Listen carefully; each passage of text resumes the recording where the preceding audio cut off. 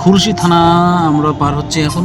এই খুলশী অভিজাত এলাকায় আসলে খুবই ভালো লাগে আর কি। চট্টগ্রামের ভিতরে খুলশী এরিয়াটাই সব থেকে অভিজাত এলাকা। এখানে অনেক গণ্যমান্য ব্যক্তি এবং অনেক ফরেনার বিদেশি লোকজন এখানে বসবাস করে, যারা Karnaphuli EPZ, Chittagong EPZ, Korean EPZ, বিভিন্ন বাইরের দেশ থেকে যারা এখানে বাংলাদেশে এসে চাকরি বাকরি করে তারা ম্যাক্সিমামই খুলশীতেই থাকে।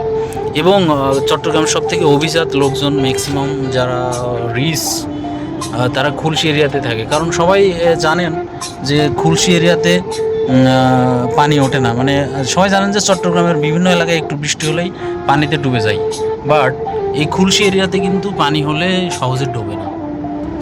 তো খুলশী একটি অভিজাত এলাকা এই জন্যেই যে এখানে পানি ওঠে না, প্লাস সব থেকে রিচ ফ্যামিলির লোকজন খুলশীতে বসবাস করে। এবং বাইরের দেশের যত লোকজন ফরেনার যারা চট্টগ্রামে থাকে তাদের ম্যাক্সিমামই কিন্তু এই খুলশীতেই থাকে। খুলশী একটি অভিজাত এলাকা চট্টগ্রামের ভিতরে। তো যারা চট্টগ্রামে আসবেন বা চট্টগ্রামে যারা থাকেন তারা ম্যাক্সিমামই খুলশীকে অভিজাত এলাকা হিসেবেই জানে। সামনে যে টাওয়ারটি দেখতেছেন এটা হচ্ছে কনকর্ড টাওয়ার। এই কনকর্ড টাওয়ারে কিন্তু ম্যাক্সিমাম 200-300 ফ্ল্যাট আছে আমার জানা মতে।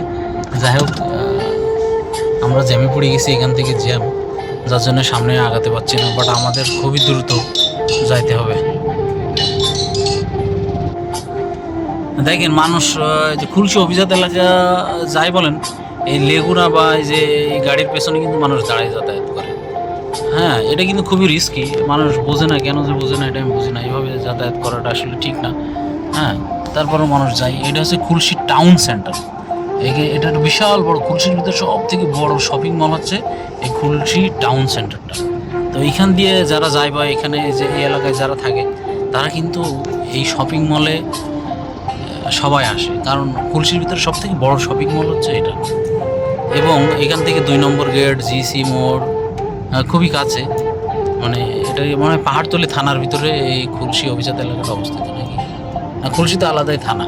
ও সরি, যাই হোক, খুলশীতে কিন্তু অনেক ফলমূল পাওয়া যায়। যে কী সুন্দর ডাব দেখছেন, কচি কচি ডাব, ভিয়েতনামি নারকেল মনে হয় এটা।